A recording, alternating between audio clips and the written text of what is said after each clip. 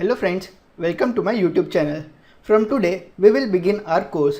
So आज हम सीखेंगे कि सबसे पहले डेरिवेटिव एग्जैक्टली होते क्या है, हम डेरिवेटिव्स क्यों यूज़ करते हैं और डेरिवेटिव्स के कौन से टाइप है. So let us begin with this video.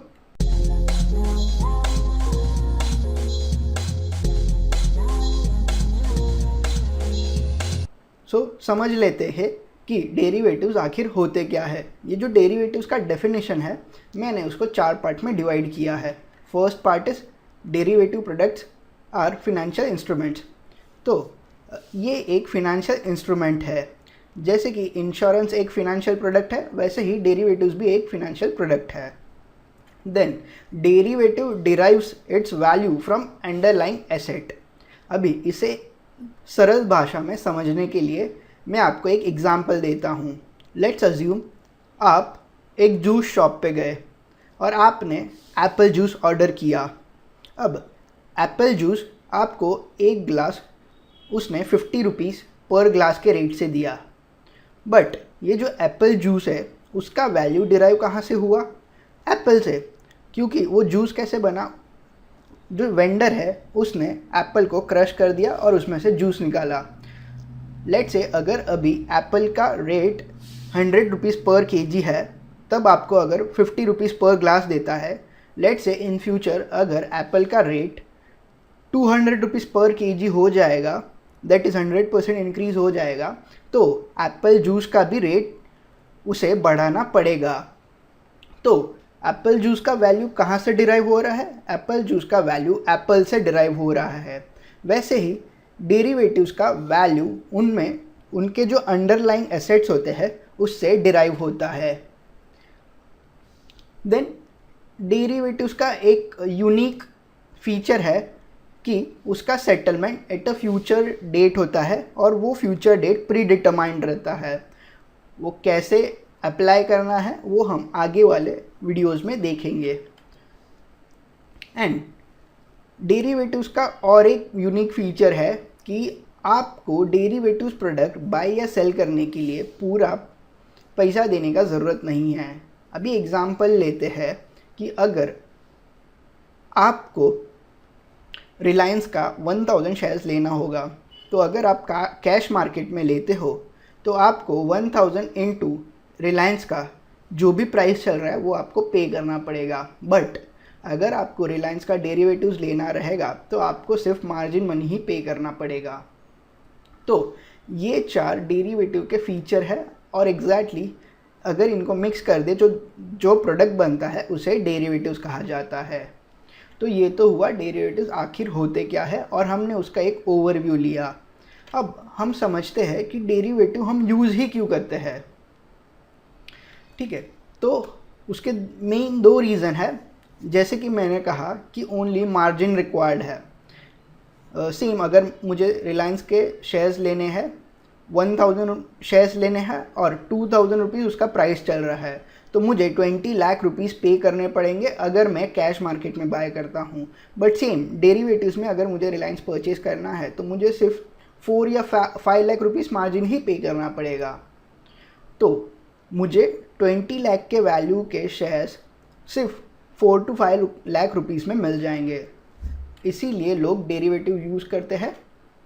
Then अगर आपको शॉर्ट सेलिंग करना है, लेट्स से अगर आपको 1000 शेयर्स ऑफ रिलायंस सेल करना है आज, बट शॉर्ट सेलिंग सिर्फ इंट्राडे में पॉसिबल है. बट अगर आपको पोजिशनल शॉर्ट सेलिंग करनी है तो आपके पास वो शेयर्स या सिक्योरिटी का डिलीवरी होना ज़रूरी है.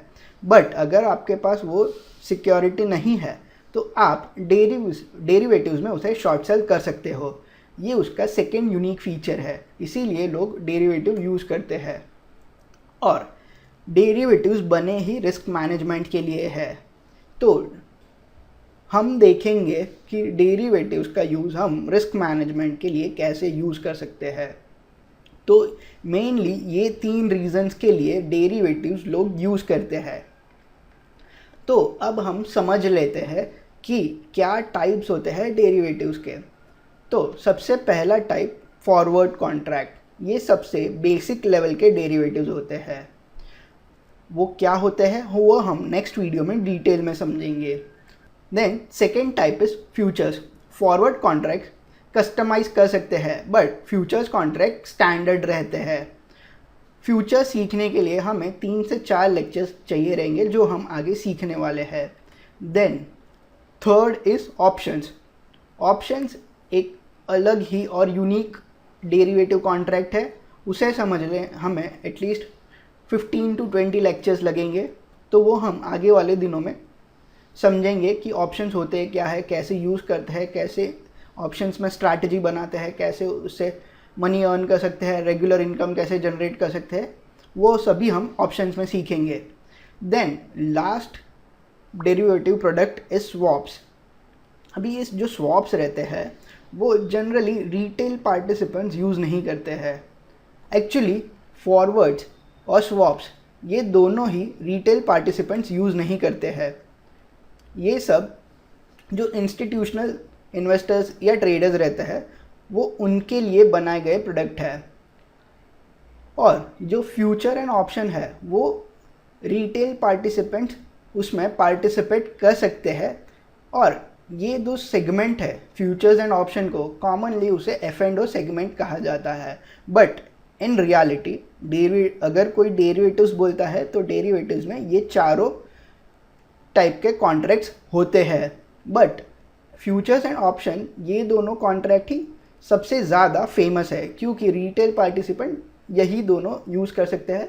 बाकी के दोनों कॉन्ट्रैक्ट्स रिटेल इन्वेस्टर्स यूज़ नहीं कर सकते हैं। जो फॉरवर्ड कॉन्ट्रैक्ट्स रहते हैं वो तो कोई भी इंडस्ट्री में यूज़ कर सकते हैं, इवन फार्मर्स भी उसे यूज़ कर सकते हैं। वो कैसे वो हम आगे वाली वीडियो में देखेंगे। और जो स्वॉप्स है वो सबसे ज़्यादा कॉम्प्लेक्स टाइप के इंस्ट्रूमेंट है और वो सिर्फ इंस्टीट्यूशनल इन्वेस्टर ही यूज़ करते हैं। तो ये मोटा मोटी 4 टाइप ऑफ डेरिवेटिव्स है। मैंने इसका ओवरव्यू देने का ट्राई किया। आगे आने वाले दिनों में हम इसे डिटेल में स्टडी करेंगे। So thank you for watching this video. I hope आपको ये समझा होगा। अगर आपको कुछ भी डाउट्स या क्वेरीज हो तो आप कमेंट कर सकते हो या आप हमारे ग्रुप में लिख सकते हो। Thank you for watching.